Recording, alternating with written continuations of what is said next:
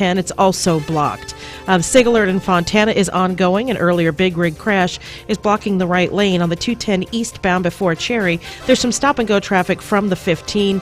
And, of course, there's a SIG alert on the 210 west transition to the northbound 215 due to the nearby grass fire. This has been your news and traffic from KCAA. We are the stations that leave no listener behind. I'm Erin Brinker. Mark Christopher Auto Center presents the Vehicle Upgrade Event. That's right. It's time for the model year end clearance and 2018 introduction at Mark Christopher Auto Center. That means you can consider more car than you anticipated for the money you want to spend. Chevys, Buicks, and GMC trucks. Some Cadillacs are sign and drive deals. As always, it's California's biggest and best selection, and it's never undersold. You'll find Mark Christopher Auto Center right on the 10 freeway in Ontario, or you can go to markchristopher.com. Mark Christopher is California's #1 volume GM dealer, family owned and doing things right since 1975. Remember, the giant model year-end clearance and vehicle upgrade event is on now at Mark Christopher Auto Center, Vineyard exit of Interstate 10 in Ontario.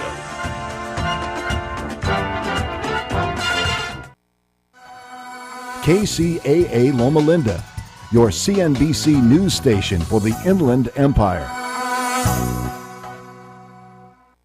Welcome to Smart Health Talk with your host, Elaine McFadden.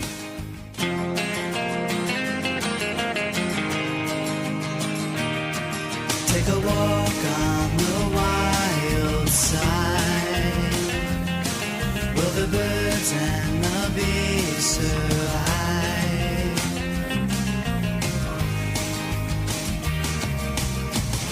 Right before me, my newfound hippie side. Once ignored these conspiracies online. Out the window, visions of the earth. Sign me up now, make sure you use your smart. Take a walk on the wild side. Will the birds and the bees survive? Would your children lie to see Mother Nature sigh? Was it on at all? Welcome, everyone, to Smart Health Talk Radio Show. I'm your host, Elaine McFadden. And I'm so glad that you're here with us today on KCAA Radio. And in case you didn't know, we actually broadcast AM and FM simultaneously. You can also listen at kcaaradio.com. And we broadcast video and audio, so you can watch us right here in the studio. Or you can download our podcast. You can go listen to us on iHeartRadio. How cool is that? You got an app right there on your phone. Just go to iHeartRadio, type in Smart Health Talk, and you'll find all our podcasts right there. And while you're cleaning house, gardening, why don't you listen to a podcast? Because when I say we can change your life, I mean that. That is what I'm here for. I'm here to save lives, prevent chronic disease. And how can we do that, everyone, when our food is poisoned like never before in history? Yes, we've been through other phases with DDT, but did we have the kind of carbon that we have in the air right now? And that is because pesticide use has expanded globally. Not just that, but in our own United States. And we are using like 17 times more pesticides than we did back in the 1960s. So this is a huge problem because now we're starting to really learn just how harmful these pesticides are. The thing that gets me is people think that they can trust what the FDA and the government tells them, when actually the companies that make these products are telling the FDA the results of their testing. There's not independent testing that is done. They just approve what the company did.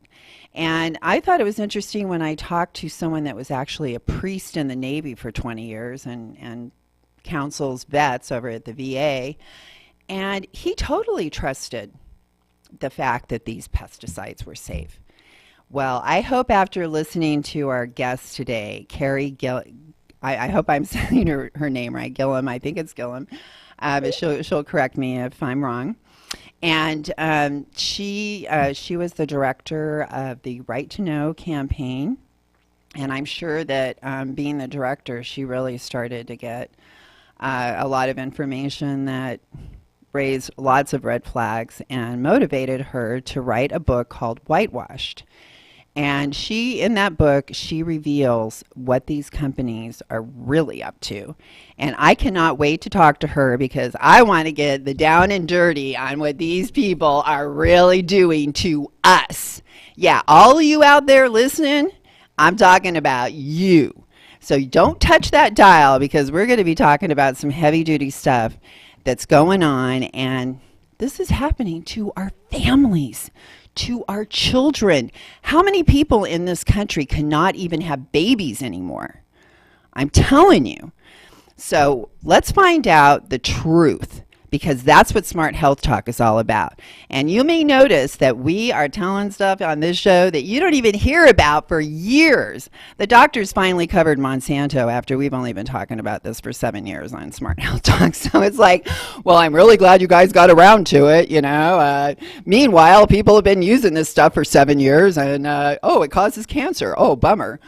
Well, yeah, that's not going to happen when you listen to Smart Health Talk, because we are on top of it, okay? And we are not afraid to give you guys the truth here. So I want to go ahead and welcome Carrie Gillum. Is it Gillum? Is it Gillum or Guillaume? Carrie Gillum. Gillum. Okay, Carrie Gillum. Well, welcome to our show, Carrie. I'm so excited to have you here as a guest with us. I know people love your book, and they love you. And I think thank you. Thank you so much for having me here. Can you hear me okay? Oh, yes. Yes, I can hear you. Can you? Our engineer says we're good to go. So okay, super. Yeah, and you, as I mentioned, you were the director of the Right to Know campaign, and I would love to hear what motivated you to write this book, Whitewashed, where you're exposing what's going on with the pesticide industry. Did it start at the Right to Know campaign, or was it before that? No, I've been doing this for 20 years. So I'm a journalist. I've been a journalist for longer than I like to admit, because I'm pretty old and I've been doing this. Hey, I'm with you, girl. Don't worry. Right. So I've been an investigative journalist for more than 25 years, and most of my career was spent with Reuters, which is an international news agency, one of the biggest and oldest in the world. And I was a national correspondent for Reuters for 17 years, from 1998 until just the end of 2015, when I went to work for the nonprofit group U.S. Right to Know, and that's the consumer education and information group. But it was really at Reuters that I was assigned in 1998 to start, covering Monsanto, start covering food and farming and agriculture, and learning everything that I could about, these new genetically engineered seeds that Monsanto had brought. Because that was the year that they were actually introduced, was 1998. Well, it was about 1996, but right, they were just being rolled out into the marketplace. Brand new stuff, changing the way farmers, looked at farming and their practices. And along with these crops, of course, Roundup Ready crops, was the incentive to use Roundup, Monsanto's glyphosate-based herbicide. And Monsanto's strategy of introducing these crops that were to be coupled with Roundup herbicide paid off really well for the company. And we saw glyphosate use surge from about 40 million pounds in the mid-90s to about 300 million pounds a year now in North America. So wow, it's a lot of money, but it's a lot of a chemical being put onto our farm fields and coming into our food production system. So, I've been following this and following the research and looking what it's been doing to the environment, to soil health, to biodiversity, and to our food and farming practices and the food itself, the pesticide residues that we're finding in our food and in our drinking water, and unfortunately, even in our own bodies. We find this weed killer in our own urine now. Quite frequently. And what about glyphosate rain? I just heard someone use that term a couple of days ago, and I was like, oh not that. Right. I gotta say, I haven't read research on glyphosate rain, but it is documented, in our bodies, in our food, in our surface waters, in our drinking water. I was talking to a company the other day, it's in bottled water. Usually, it's the most widely used weed killer in the world. It's a multi-billion-dollar a year product that's used by farmers around the world as well as homeowners and people. Utilities spray it. Our school districts spray it on playgrounds where kids play in city parks. It's very, very pervasive, and that's what prompted me to pull all this research together and put this book together, because it's really the example, or the poster child, I say, of a really pervasive pesticide problem. It's certainly not the only one used in our world in really aggressive ways, but it's sort of the most high profile and one of the most pervasive right now. And as you mentioned, it's been tied to cancer as well as a host of other health problems and diseases. And in the past week, it was just approved by the European Union to be used for another 5 years, thanks to the German chairman. Yeah, I mean, and that was a real, Europe. I've been to Europe. I was invited over 3 times to speak in the last few months, and actually was invited to testify to European Parliament. And this, you have to look at the fact that this chemical was up for renewal for a 15-year license. And it's been such a brutal debate in Europe now for a year and a half. They delayed the decision, and they finally could only come up with essentially a compromise of a 5-year license renewal. And that was only after, as you say, the ag minister for Germany, after he split with the German leadership and cast his vote in favor. Had he not done that, it would not have been approved for 5 years. So, and that's a little bit of an uproar over in Europe right now. It's a really hotly debated and contested issue. Well, one thing I have to give them credit for is they did make a decision on hydroponics, where our USDA program is going to allow a non or soil-based food, which is not what the program is about at all, to be certified organic, and it's ridiculous. Right. They can have hydroponic, but they need their own label and not be acting like they're in a soil-based program. And but they did say no to hydroponics in the European Union, and those places, the countries where they had allowed it and made it legal, like Denmark, where they have huge hydroponic operations. They said in 10 years they have to phase it out. Yeah. I mean, what I've found in Europe in studying, researching for this book, and then traveling there and meeting with farmers and with leaders and regulators and health officials, is that they have a really different way of looking at food and their environmental resources in Europe than we do. They have a much more precautionary principle that they employ, and much more of a concern and recognition of the value of food and nutrition and sort of sustainability and all the things that are important. Could you explain? Right. Yeah, Carrie, could you explain what the precautionary principle is, because it's so important, and I think a lot of people don't understand it, and they don't see how it should be applied towards something like these toxins and these poisons that we really don't know the full impact of them, because don't they approve them for what they say is a safe amount is actually for a full-grown male.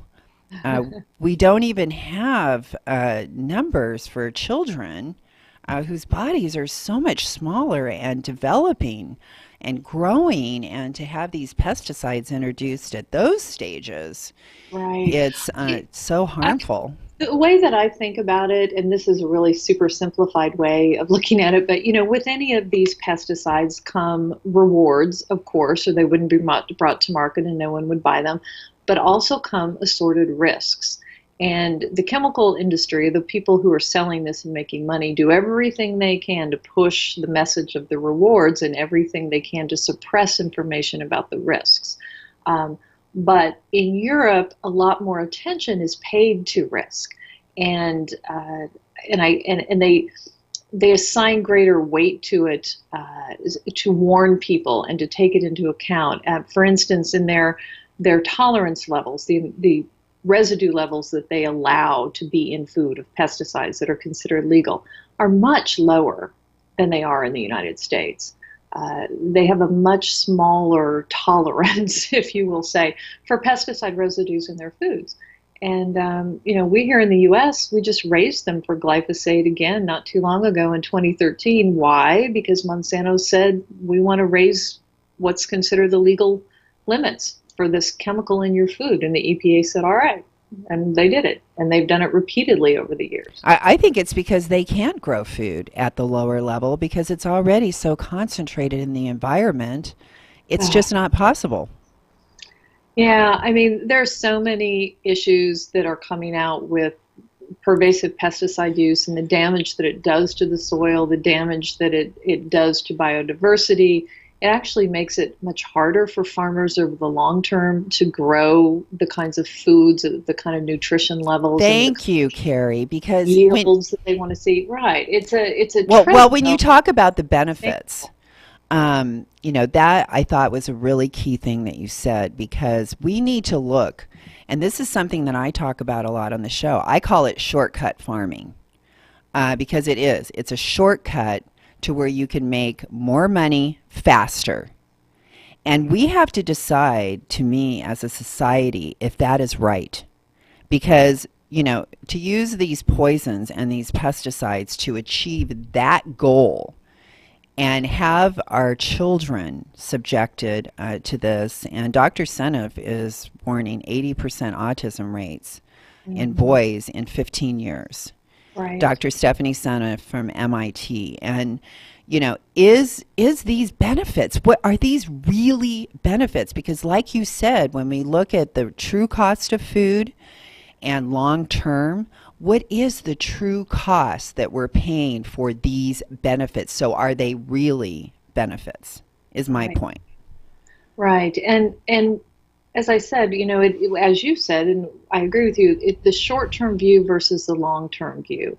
And a farmer who maybe is leasing land, or he's just concerned about, that next harvest and making this potential yield, and he doesn't have the time or the money or the energy to, switch the way that he's been farming, because it takes, if you're going to go from a pesticide intensive farming system to a much reduced or organic farming system, it takes time, it takes years, and it takes almost a paradigm shift, both from the individual farmer all the way up to, the subsidies and the government programs that we provide. Yes, and the consumer. Right. So, there are a lot of things that need to happen. Now, our USDA right now is a very small way, baby steps, trying to encourage farmers to reduce pesticide use and engage in greater crop rotation and use cover crops and do things that restore no-till, sort of natural biodiversity to their farm fields, because they recognize that this pesticide treadmill isn't going to keep going. We just can't sustain it over the long term. Thank you for saying that, because I think people think that we're just going to keep on going on and on and on like this. And how much should people be trusting? Explain to people how these pesticides are actually approved, and why we should be using the precautionary principle because of where the research is coming from and how it's processed through our government. Right. Well, gosh, I mean, that could fill a whole book, right? Yeah, a whole book called Whitewashing. So, and I do spend a lot of time in the book going through that. Sadly, what happens in Washington is not probably what we would hope would happen. A lot of people are confused. They think that our agencies do testing, right? Engage in scientific testing to understand that things are safe. And that, of course, is not at all the way that it works. In the terms of pesticides, the companies that are going to be selling the pesticides are the ones that provide the bulk of the research to the EPA. And they will explain to the EPA how to assess the data. In Monsanto's case with glyphosate, data that they sent in that indicated carcinogenicity. The EPA's own scientists said this looks like this causes cancer. Very early on, Monsanto fought back, and they fought back. They employ lobbyists. They employed Mitt Romney. Political appointees. They, spend a lot of money in Washington, D.C. And at every turn, when a red flag is raised about a product, you can see in documentation going back through EPA archives and internal Monsanto documents that have come out and Freedom of Information documents, you can see how they have manipulated the process to get this pesticide, free and open on the market and as pervasive as it is. And knowing that it caused cancer. And actually, I just want to add to the study that you mentioned by our FDA early on. There was one in 1984 where they determined kidney tumors were forming in the rats that they used. When the researcher has passed, but the person that was the reviewer on that, I was able to actually locate her. And I said, so, what was happening when you guys were like doing this? And she said that they had the best equipment, they had the best scientists with strong ethics. They understood how big the testing that they were doing on this glyphosate was. They understood how big it was back in 1984. And she said that's why she reviewed the data multiple times, and she still stands by their findings to this day. Mm-hmm. Yeah, I mean, when they ultimately, so that study, if we're talking about the same one, it was CHAISSON was the reviewer. I remember her name. Given to the EPA in 1983, and it was 400 mice essentially studied, and that's it. Right, and mice in the control group that were not given any glyphosate did not develop these rare kidney tumors, but mice that were given glyphosate did in fact develop, many of them did develop these rare kidney tumors, and that's what led the EPA toxicologist to, have concerns. But Monsanto then brought in a hired pathologist, and you can see in the documents, very interestingly, they were convinced that before they even sent the tissue slides to this pathologist that he would be able to convince the EPA to see things Monsanto's way. And of course he did. And EPA then asked Monsanto to redo the study because there were so many concerns. Monsanto refused. And eventually by 1991, the EPA top brass overruled its own toxicologists and said it didn't look like it caused cancer at all. So that's sort of the same boat we're in today, what we've seen. And you haven't asked me about the ghostwriting. I don't know if you want to get into that, but that's sort of the other jaw-dropping. Yeah, I do want to get into that. We are having a kind of an emergency situation locally where we have a huge fire happening, and we wanted to give just a really quick update. And then we'll be right back with Carrie Gillum, everyone, the author of Whitewashing. And we're going to get to the truth about what's really going on with our food and what is being put on our food and going inside of our body. So stay tuned, please.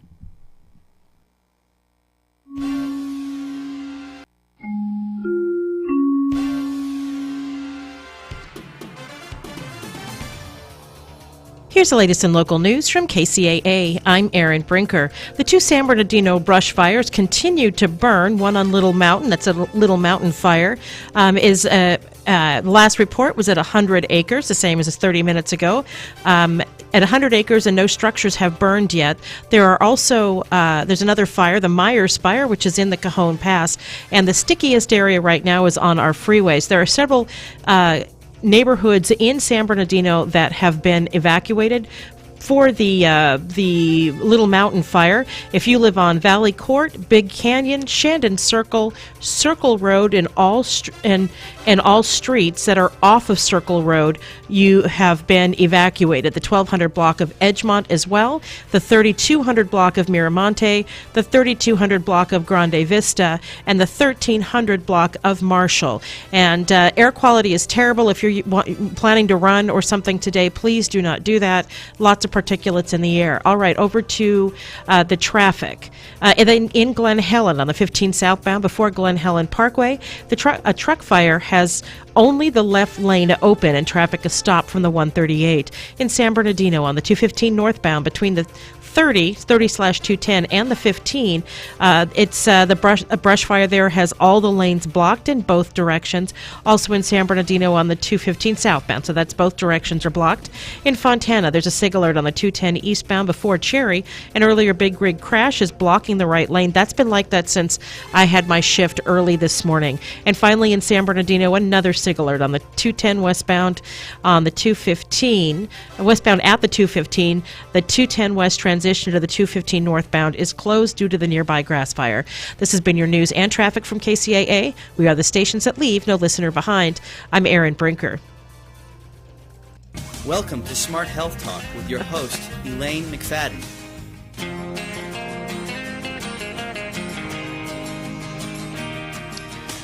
Welcome, everyone, to Smart Health Talk Radio Show. And we're here with Carrie Gillum, and she's the author of Whitewashing, where she exposes the truth about Monsanto and glyphosate and Roundup, something that may be sitting on the shelf in your garage and you actually use around your home. And you may want to rethink that and just take that right down to the toxic waste dump, because that's what we need everyone to do, don't we, Carrie? We need to just take that Roundup and get rid of it.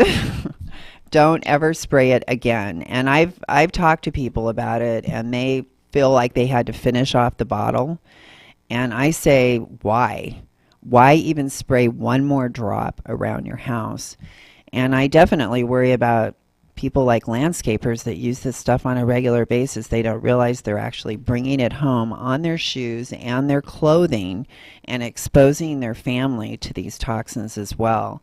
Is that something that you've heard, or do you mention anything, those kind of things in your book? Certainly, yes. I mean, those who apply it, occupational exposure, those who are applying glyphosate as well as other pesticides, most certainly are supposed to take great precautions. And, we've had numerous researchers study farm families in Iowa, for instance, and find glyphosate, on in the carpets, on the countertops. Definitely these people are bringing really? It home. Wow. That much. And this is my primary, I guess, complaint or message is that, people need to understand the risks. And again, we've been told the rewards. We hear the rewards with the marketing and the advertising, and Monsanto will trumpet how safe it is, safe enough to drink, safer than table salt. And what this leads to is people not taking proper precautions and not making informed choices about when or how they want to use it or not use it. And, as a journalist, it's our job to bring facts to people who need them, and bring truth to light. And then individuals can make their own choices about what they want to do or not do. And that's the message really contained in Whitewash, is that it isn't only Monsanto. It's chemical companies, tobacco companies, oil and gas. I mean, you name it, right? What industry? Yeah, all of these phytates and fake fragrances, right. But Febreze. This is my message: is pesticides and Monsanto, and the story of how they have been able to manipulate the scientific record and suppress evidence of harm, and really, control the regulators around the world. It's really, really just alarming. Everyone has a price, right? Yeah. Apparently everyone has a price, because that's how they're getting this stuff done. And people are not helping them just because they want to help Monsanto. They're getting something out of it. Well, in our Office of Inspector General, the EPA's Office of Inspector General has said that they're investigating collusion between Monsanto and the EPA.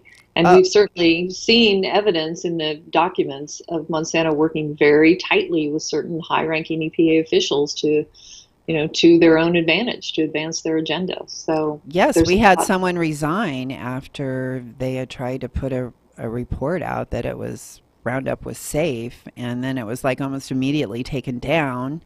And then that person resigned. So it's like, what? And then we had like a Monsanto lawyer that was like head of our FDA, Michael Taylor. Right. Yeah. I mean, it's insidious. It really is. But They you get know, in key positions so that they can influence policy because that's where it's at. That's how they get approval on this. Now, you said that there was ghostwriting going on. What exactly is that, and how does that work? So yeah, and this was part of my testimony to Parliament, and it's a big chunk of the book. What we've seen through documents that have come out from both from within inside Monsanto and from our federal government and from universities. These are all state records requests or freedom of information requests. I had to sue the EPA to get several thousand documents they didn't want to turn over. But when you put all these documents together, you see a lot of talk from Monsanto officials about how to ghostwrite, that's the word they use, how to manipulate the scientific record. And so one example is in a paper from the year 2000 that's been cited by regulatory authorities around the world, to back the safety of this chemical, glyphosate. Well, Monsanto internally, you see their scientists talking about how they ghost wrote that paper. Essentially they write it, but put somebody else's name on it, pay someone to put their name on it and edit it or sign it. And then it goes into the scientific record looking independent and unbiased. And you can see in their documents, Monsanto talks about doing this for multiple different scientific papers. And that's just one element of it. Then you see Monsanto drafting articles that appear in Forbes magazine, for instance. I've read articles in Forbes magazine, and I was like, who the heck wrote this? And I was so mad at Forbes magazine for even publishing it. I mean, and it's on websites. You see things going up on WebMD that Monsanto you can see internally where they're talking about, what they need to get up on WebMD and how it should be tagged so it'll come up in search engines and how it needs to look like it's coming from independent, authorities or academics. I mean, it just goes on and on. You have them assigning policy briefs to professors at Harvard and different universities that are going to appear again to be independent thought pieces from, scientists, and actually they're assigned by Monsanto. I mean, it sounds like a conspiracy, but it's all documented, much of it in Monsanto's own words. So these are things that... So we have proof that it's like right there in black and white that this is exactly what they've been doing. So the conclusion is these people lie, manipulate, and are willing to do whatever they have to do to get what they want, which is nothing good for us. Like, what are we getting out of all this deal? And how much money are they really getting from taxpayers?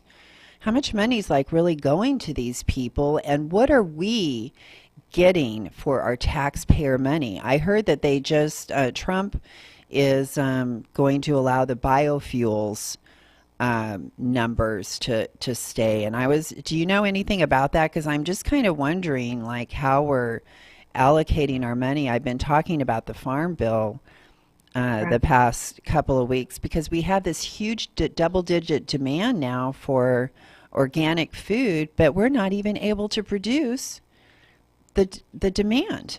Right.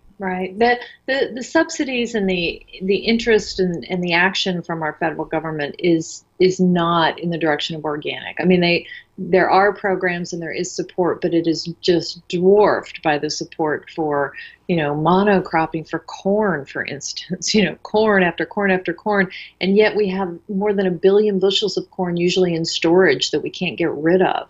But the corn subsidies encourage the growing of corn, which encourages the purchase of GMO seeds, which encourages the purchase of pesticides to go on those GMO seeds. It's wow, that's really well said, the corporations, Carrie. But they don't necessarily benefit consumers. There you go. Carrie just said the key right there, because really this is not benefiting us at all.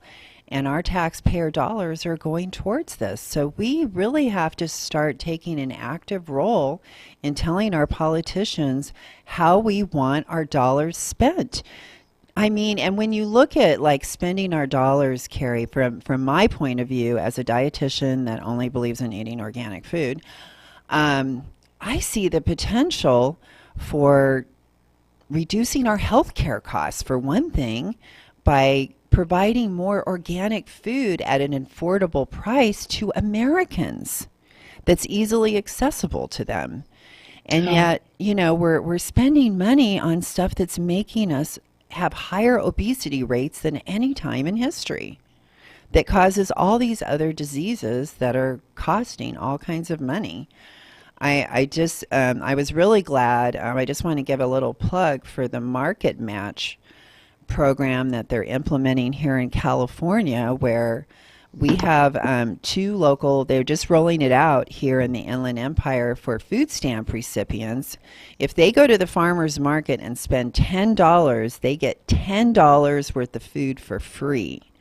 The government will match that $10 that they spend of their food stamps at the farmer's market. That is like the best program. Now we just got to teach people to make sure that there's no pesticide on the food they're buying there either. But That's at least a little tricky. It certainly is. You're right.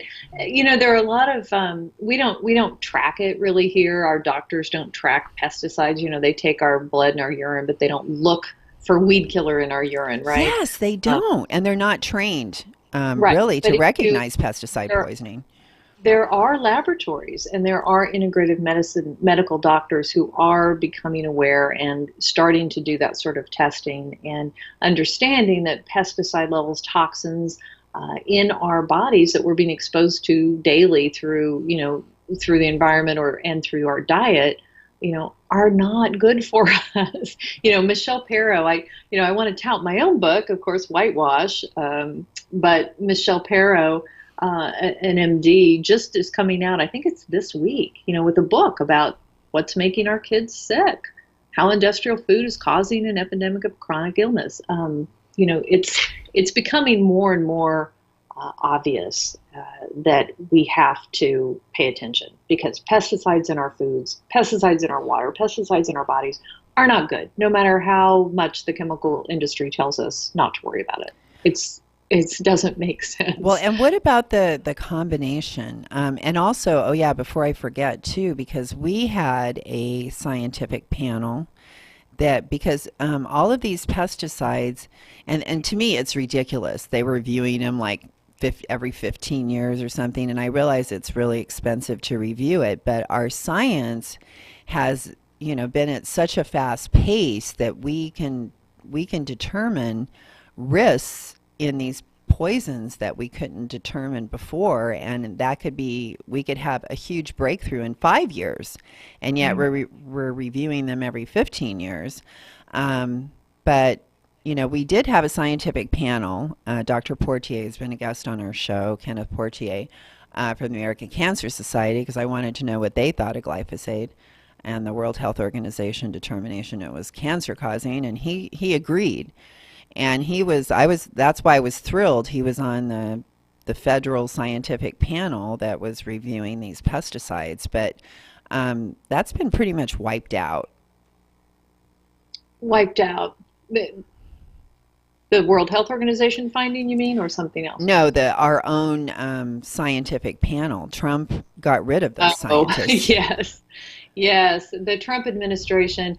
And, if we want to talk about something that's just really outrageous related to what the Trump administration has done in pesticides and poisoning, look at chlorpyrifos, which I'm sure you are familiar with. Chlorpyrifos, a Dow chemical insecticide used on more than 50 food crops, primarily fruits and vegetables, that we feed to our children. It's been almost indisputably shown in research studies to cause neurodevelopmental problems in children, both while they're in utero and after they're born. If mothers are exposed, children are exposed, causing all sorts of problems for children and brain development.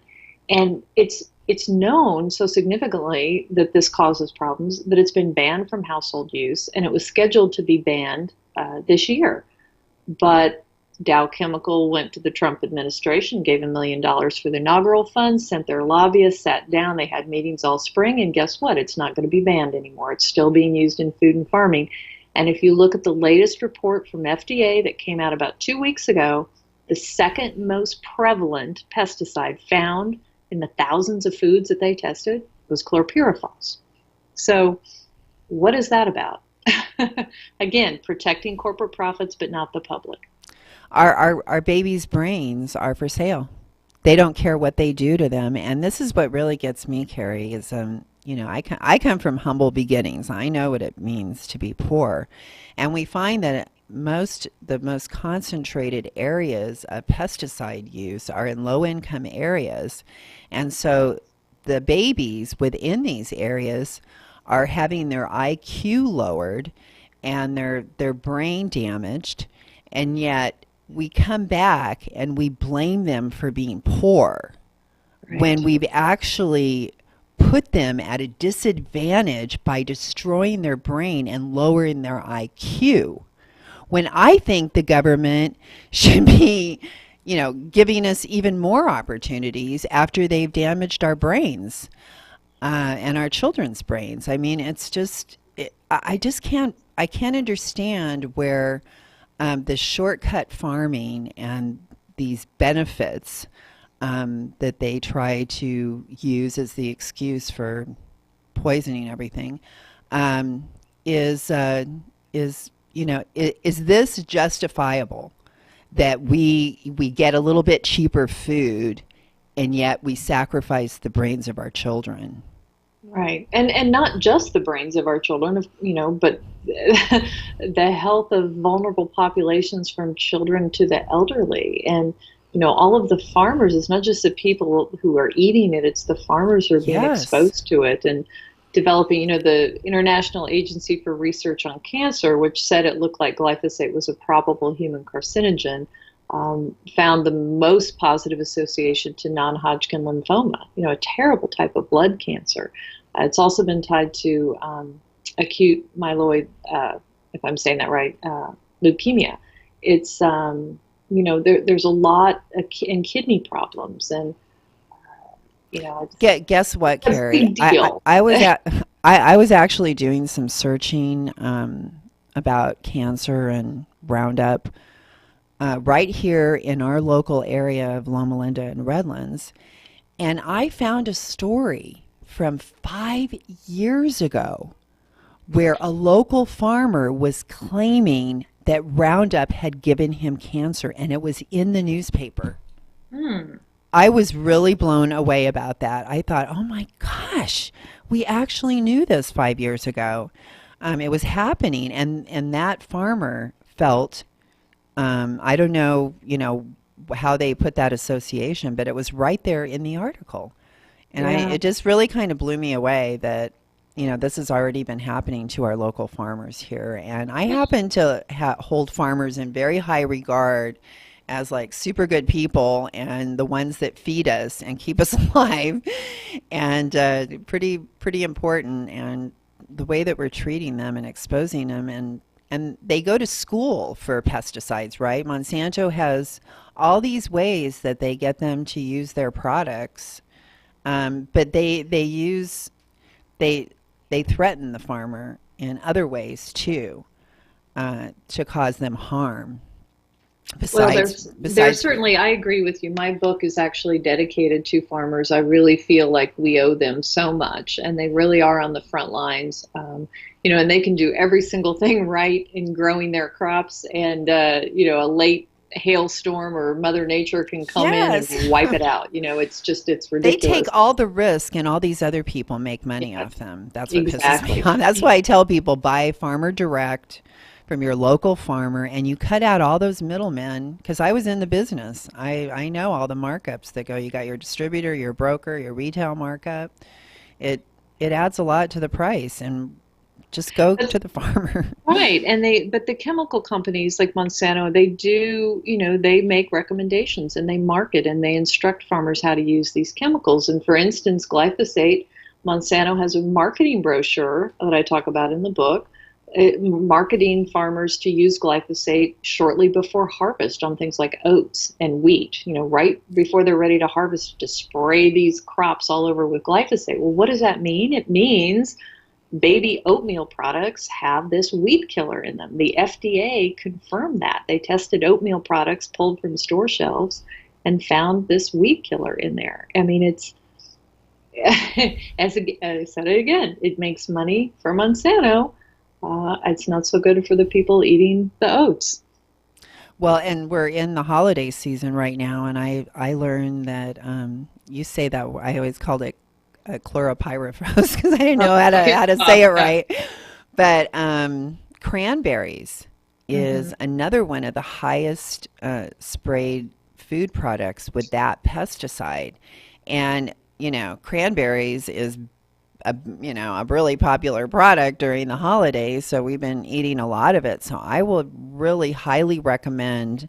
I think you should buy all your foods organic and local whenever you can, but those cranberries, you may want to get those organic, people. So those were, and then corn, I think, was another big thing that was oranges. And strawberries carry a ton. They've found, USDA in its testing has found more than 20 different pesticides usually on a strawberry sample of strawberries, for instance. I will not let a conventional strawberry touch my lips. No way. It's not. I tell people only the best for this body, and Monsanto is not allowed. No way.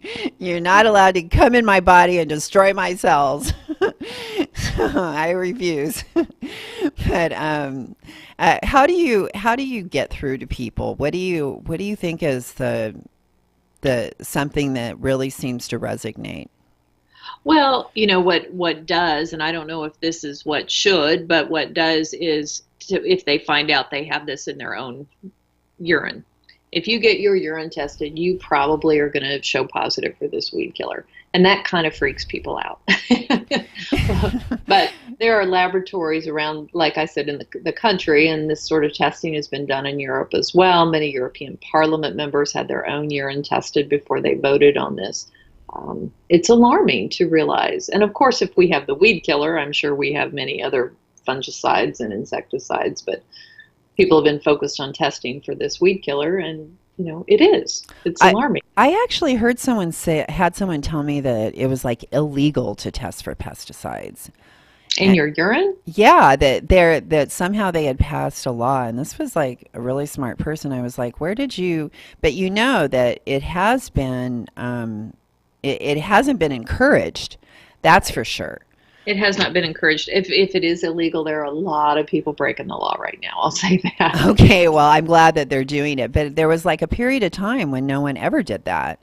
Right. And yeah, it's only really been in the last few years it's taken off. And there's a lab actually in Arizona I met with recently that their sole work has been focused on cancer research for so many years. They're very well known, well thought of cancer marker research lab, and they have just recently started collecting urine samples from people testing for glyphosate because they feel that this is going to be really important to research in the future. Yes, it's because we don't have that proof. We haven't been documenting it. And when you mentioned about the doctors, and I actually have a doctor that's my neighbor, and we had this discussion, and I said, lobbyists came out of the woodwork to keep doctors from having one nutrition class, a whole 7 hours of training. Don't want them to know about nutrition, want them only to recommend drugs. But anyway, he said that, I said, you guys are never trained on to recognize pesticide poison. And he said, yes, that is a big problem. So people could be going in with pesticide poisoning, and our doctors are not trained to recognize this, and then we're not documenting it. And when we're not documenting it, we don't have the proof. And so that is really good news that we do have someone collecting the data so that we will have proof. So what about our babies? If we tested our babies' urine that were on formula? I don't know. Conventional That's a good formula. question, right? I mean, we have this corn. They use it on corn, and when you look at the first 4 or 5 ingredients, it's corn syrup, Like the first ingredient, sugar. And soy, of course, you have a lot of soy-based infant formulas that choose very heavily on Roundup Ready soy. We have a scientist in Indianapolis, I think it was, a doctor who tracked glyphosate in pregnant women in their urine. And he said his research showed the higher the glyphosate levels in the pregnant women, the worse their birth outcomes were. In terms of shorter gestation, lower birth weights, which are indicators of problems for children. That's huge, Carrie. That is so huge. And look at our mortality rates in the U.S. For our children. And what I worry about as mothers, like you said, it's a bad pregnancy. But people forget that women die in childbirth. When you have a child, you are risking your own life in the process. And we have some of the worst mortality rates out of all the top countries. It's terribly embarrassing. And we are spending way more money on healthcare than these other countries. So you'd think, that we'd be golden, but no, we're like down there at the bottom. So there's something wrong here. Something terribly wrong. I said in my book, I document the pesticide problems and the pervasiveness in our food and our environment and our bodies. And then this new book by Michelle Perro, she basically tells you what to do about it, and she's making the point you are, I guess, that if you understand and you change your diet or you change your exposure, you can change your health. Absolutely. And not only that, but I try to tell people with every dollar that they spend on an organic product, they're displacing a pesticide-laden product, and you're saying, I will not buy that, I will buy this. And you better accommodate me and start to meet my demand. And that's how we change our world and change our food system, is with our dollars. Why are we giving it to these big food companies that are poisoning us? They don't care. And I don't even care if they bought an organic company. I will not buy from that organic company either, because I know that they're compromising it, probably, like Annie's. General Mills, now they have all these non-organic products, and they trick people by having this reputation as organic, and they think that all the products are organic, and they're not. And so they buy or it's just like a one organic ingredient in there, the cheapest one of all. They put organic on there, and people think the whole thing, and that really pisses me off, that people are being tricked and lied to and manipulated. And that's what they're doing, and they're stealing taxpayer money. They're stealing our money from us in such a huge way that we could be doing. We could all have health care. We could be sending all our kids to college. We could be doing all this prevention and all this preschool and all these good things that we know help our children to be successful and healthy and make America healthier and stronger, which we're actually risking national security now, because they can't even get enough recruits because everyone is obese. So obesity is actually causing a national security risk right now. But I'd like you to go ahead and give us a couple of last thoughts, Carrie, and remind everyone about your book and where to get it, and then we'll be able to say goodbye for today. Well, thank you. Yeah, the book is Whitewash, the story of a weed killer, cancer, and the corruption of science. Quite a mouthful. It's published by Island Press, and you can buy it on Amazon or Barnes & Noble or through many independent bookstores or through Island Press. And it really is the book Monsanto doesn't want you to read. They have been after me since this book came out. I tell you, trying everything to shoot it down. So, well, you're brave and you're our hero, and I really want to thank you for putting yourself out there, Carrie. I know how hard it is to do that. It's actually kind of scary.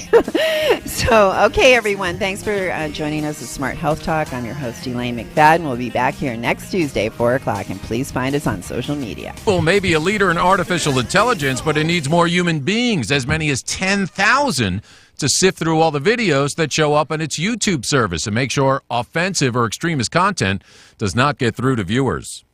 Uncertainty in Washington over the future of that tax cut bill spilling over onto Wall Street today. After an early rally fizzled out, the Dow ended 109 points lower, the Nasdaq down 13.